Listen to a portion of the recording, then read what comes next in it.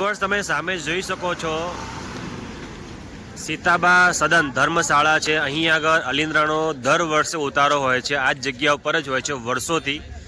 તો હવે અમે ઉતરી ગયા છીએ અંબાજી અને હવે અમે અહીંથી જવાના છીએ આગળની તરફ। તમે જોઈ શકો છો સામે છે અંબાજી મંદિર અને એની આગળ જાઓ એટલે ગબ્બરના દર્શન થાય છે। ચલો અમે આગળ જઈએ। મિત્રો અત્યારે અમે ગબ્બર જવા માટે રિક્ષામાં બેસી ગયા છીએ અને અંબાજીના મંદિરથી થોડાક આગળ આપણે જઈએ એટલે ગબ્બર આવે છે। લગભગ 2 થી 3 કિલોમીટરનું અંતર હોય છે, તમે જાણો જ છો। તમે જોઈ શકો છો અદ્ભુત જબરજસ્ત નજારો, તમે નજારો જોઈ શકો છો।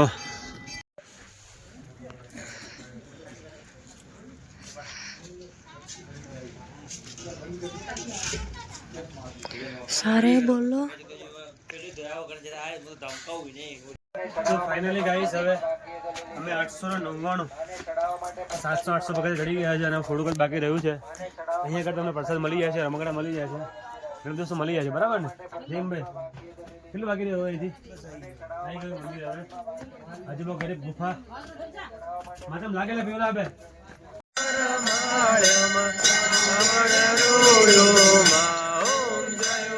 મિત્રો તમે જોઈ શકો છો હવે જે આરતી છે એ ફિનિશ થઈ ગઈ છે અને હવે અમારી પાસે તમે લાઈન જોઈ શકો છો। બહુ રેર માણસો જ રહ્યા છે।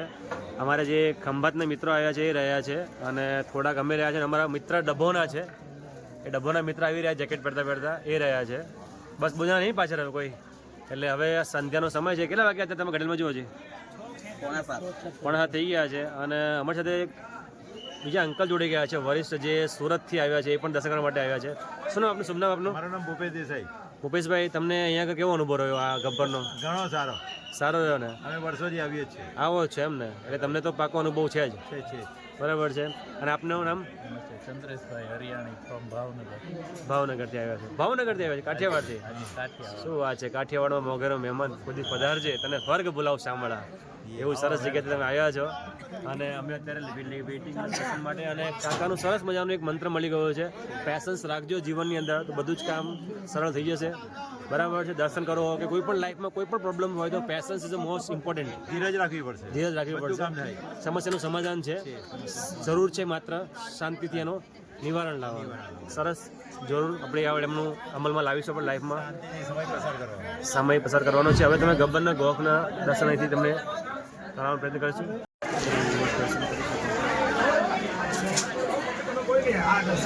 ગબ્બરના ગોખના દર્શન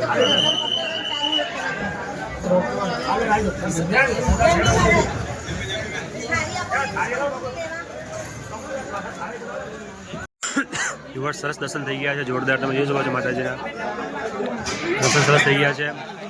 માતાજી આ વિડીયોના માધ્યમથી જે પણ વિડીયો નિહાળી રહ્યા છે માતાજીને આપણે પ્રાર્થના કરીએ છીએ બધાની મનોકામના પૂરી કરે। હે ગબ્બરના ગોખવાળી માતા બધાની મનોકામના પૂરી કરજે અને બધાને સરસ મજાના દર્શન આપજે। જય માતા, જય માતા, જય માતા।